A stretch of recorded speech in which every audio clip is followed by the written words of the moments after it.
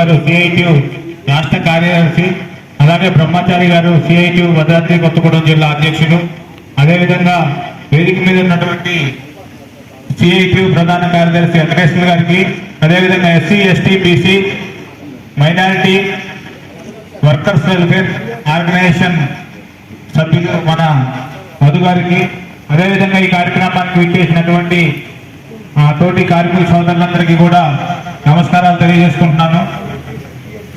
ఈరోజు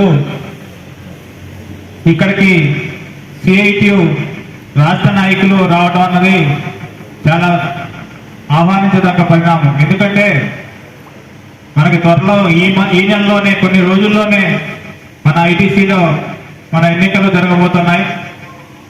ఈ ఎన్నికలకు దిశానిర్దేశం చేయడానికి కొరకు ఇక్కడికి విచ్చేసి వారి సలహాలు సూచనలు మనతో షేర్ చేయడానికి వచ్చినందుకు ముందుగా వారికి ధన్యవాదాలు తెలియజేసుకుంటున్నాను.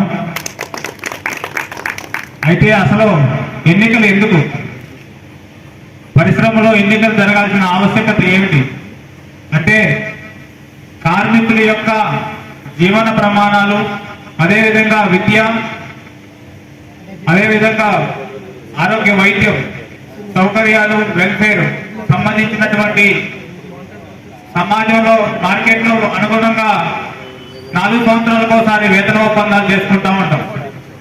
ఈ 4 సంవత్సరాల్లో మార్కెట్ ధరలకు అనుగుణంగా మన యొక్క జీవన ప్రమాణాలకు అనుగుణంగా వేతనాలు సవరించాల్సినటువంటి వేతన ఒప్పందాలు చేసుకోవాలి. కాబట్టి 4 సంవత్సరాలకు ఒకసారి ఎన్నికలు జరగడం ఇక్కడ ఆనవాయితీగా ఉంది.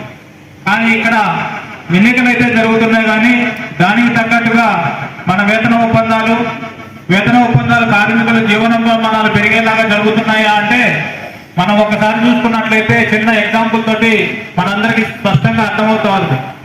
ఫస్ట్ మిషన్ ఇక్కడ పెట్టినప్పుడు 1265 మంది మ్యాన్ పవర్ ఉండేది.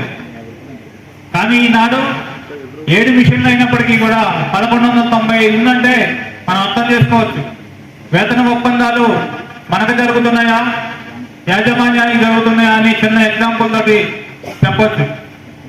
కానీ ఈ వేతన ఒప్పందాలు చేస్తున్నటువంటి నాయకులు ఏ విధంగా ఉన్నారో కూడా మనం చూసుకుంటే, వారు వచ్చినప్పుడు ఏ విధంగా కంపెనీలో సామాన్య కార్మికుల్లాగా, సామాన్య కార్మిక నేతగా వచ్చి ఈనాడు కోట్లకు అధిపతి వారు ఏ విధంగా మేనేజ్మెంట్ తోటి లాలూచీపడి కాంట్రాక్టర్గా మారి అవతారం ఎత్తి కార్మిక సంఘ నాయకులు కాకుండా కాంట్రాక్టర్గా అవతారం ఎత్తి 2 డ్యూయల్ రోల్ పోషిస్తున్నటువంటి పరిస్థితి మనకు కనిపిస్తా ఉంది.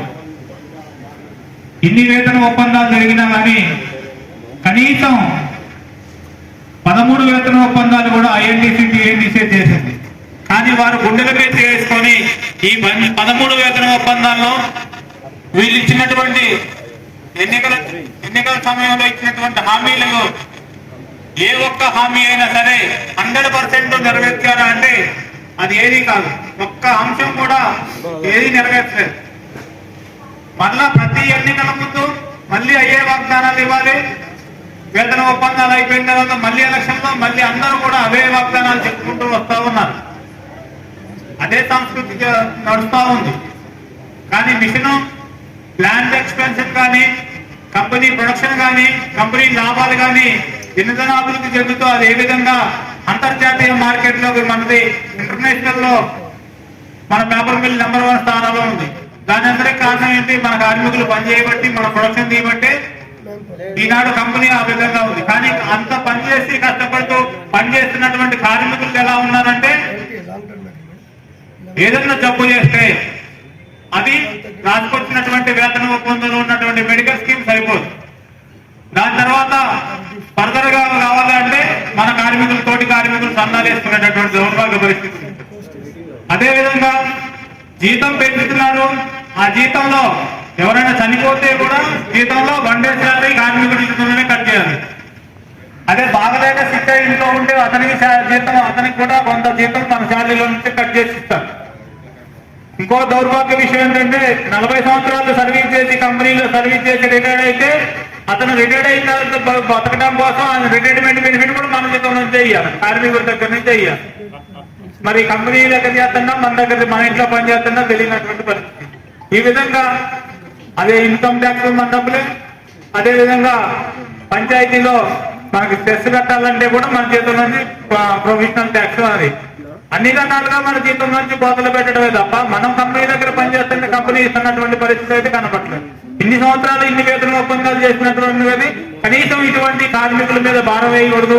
కార్మికుల ప్రయోజనాల కోసం మీరు ఎన్నికల ముందు ఇచ్చినటువంటి వాగ్దానాలు చూస్తే అసలు ఎలా ఉంటుందంటే ఆ వాగ్దానాలు ఏంటంటే ఇంకేముంది మన జీవిత ప్రమాణాలు ఏంటి మన అంతా ఎక్కడికో మారిపోతాం అసలు అన్నట్టుగా ఉంటుంది.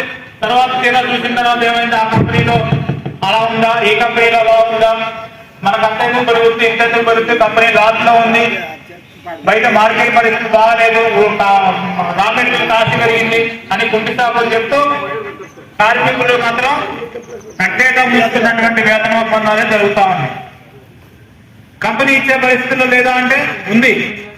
ఎలాగంటే మనం 100 రూపాయలు డిమాండ్ చేస్తే వాళ్ళు 100 రూపాయలు ఇవ్వకపోయినా కనీసం 60 రూపాయలు ఇచ్చేటటువంటి పరిస్థితిలో ఉంది. 60 రూపాయలు ఇచ్చేటటువంటి ఇద్దాం అనుకుంటే ఈ లీటర్ వేతన ఒప్పందానికి 8 లీటర్లు నాకేం చేయాలి చెప్తే దాంట్లో 20 రూపాయలు వాడికి వేస్తారు. ఇక 40 రూపాయలు మనకు వస్తుందా అంటే ఆల్రెడీ అడిగేవాడు, అగ్రిమెంట్ చేసినవాడు, మాట్లాడేవాడు, ప్రశ్నించేవాడే వాడికి బిస్కెట్ వేసింది కాబట్టి ఆ 40 రూపాయల నుంచి 20 రూపాయలు మనం నొక్కేస్తారు. వాళ్ళు చెయ్యరు. రాసుకోవడం వరకే కానీ అది అమలు అయ్యేటటువంటి పరిస్థితి లేదు. లాస్ట్కి వచ్చేదంతా అంటే 20% మనకు వస్తుంది. ఆడికి 20, వాడికి 20, వాడికి 20 అట్లా పంచినట్టు వేతన ఒప్పందాలు అవుతున్నాయి తప్ప ఎక్కడా కూడా కార్మికులకు అయ్యేటటువంటి పరిస్థితి లేదు.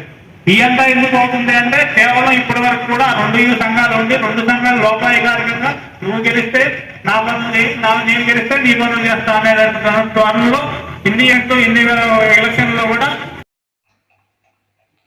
Thanks for watching. For more updates, subscribe to our channel.